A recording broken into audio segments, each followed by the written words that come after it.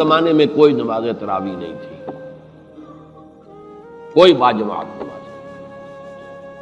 بلکہ تشویق تھی، اپنے طور پر کھڑے رہو، پڑھو، جاگو، قرآن سمجھو، غور کرو، تدبر کرو،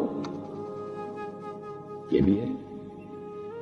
حضرت ابوبکر کے زمانے میں بھی نہیں تھی۔ حضور نے البتہ 3 مرتبہ تراویح کہہ لیں نماز نوافل پڑھائے ہیں، لیکن وہ تہجد کے وقت 8 پڑھائے ہیں۔ تہجد کے وقت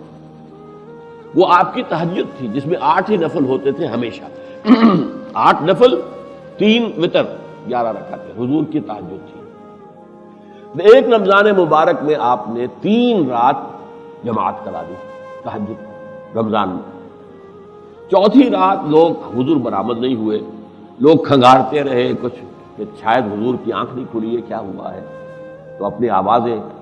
حجرہ تو ساتھ ہی تھا، وہ تو ایک دیوار بیچ کی بات تھی، حضور نہیں برآمد ہوئے۔ صبح آپ نے فرمایا دیکھو میں اگر مسلسل تمہیں یہ نماز پڑھاتا تو یہ تم پر فرض ہو جاتی، اور یہ تمہارے لیے بہت مشقت والی بات ہے، کیونکہ غریب بھی ہے، امیر بھی ہے، دن بھر مشقت کرنے والے بھی، وہ دن کا روزہ ہی رکھ لیں بہت بڑی بات ہے۔ مزدور جو بیچارہ تعمیر کے اندر لگا ہوا ہے، ایک کسی چلا رہا ہے،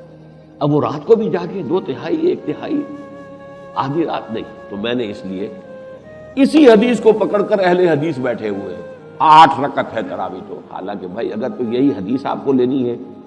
تو پھر صرف 3 دن تراویح پڑھیں، اور پڑھے بھی تہجد کے وقت، صرف 8 کا عدد لے لیا، یہ بات غلط ہے۔ ہوا کیا کہ حضرت عمر کے زمانے میں حضرت عمر ایک دفعہ مسجد نبوی میں داخل ہوئے،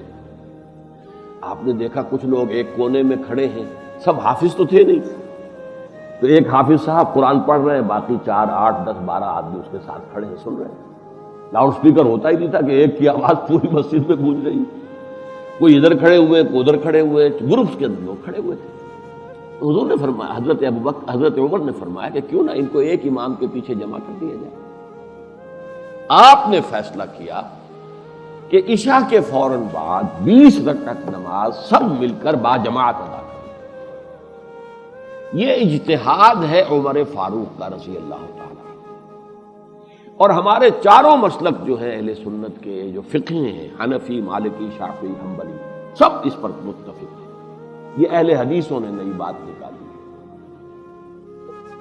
اور وہ جیسا کہ میں نے عرض کیا مجھے اس لیے ناپسند ہے کہ بھئی اگر اسی حدیث کو لینا ہے تو پھر 8 پڑھو لیکن تہجد کے وقت پڑھو، اور 3 دن پڑھو، پھر 30 دن نہ پڑھو، 20 دن نہ پڑھو، 25 دن نہ پڑھو۔ لیکن یہ اصل میں ہمارے سامنے تو کیا ہے، حضور نے فرمایا علیکم بسنتی و سنت الخلفاء الراشدین المہدیین، تم پر لازم ہے میری سنت کی پیروی اور میرے خلفاء راشدین مہدیین کی سنت کی پیروی۔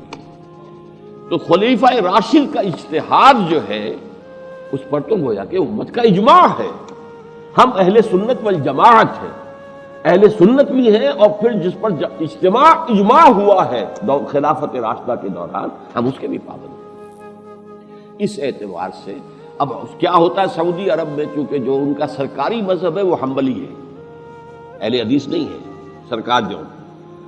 عام طور پر زیادہ لوگ اور علماء وہاں اہل حدیث ہیں، تو چونکہ سرکاری مذہب جو حنبلی ہے تو مسجد نبوی، مسجد حرام دونوں جگہ 20 تراویح ہوتی ہیں،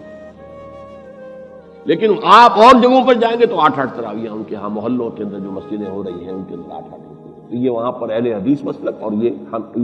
حنبلی مسلک۔ البتہ ایک بڑی پیاری نماز، وہ گویا کہ حضور کی اس دوسری سنت پر جزوی طور پر عمل،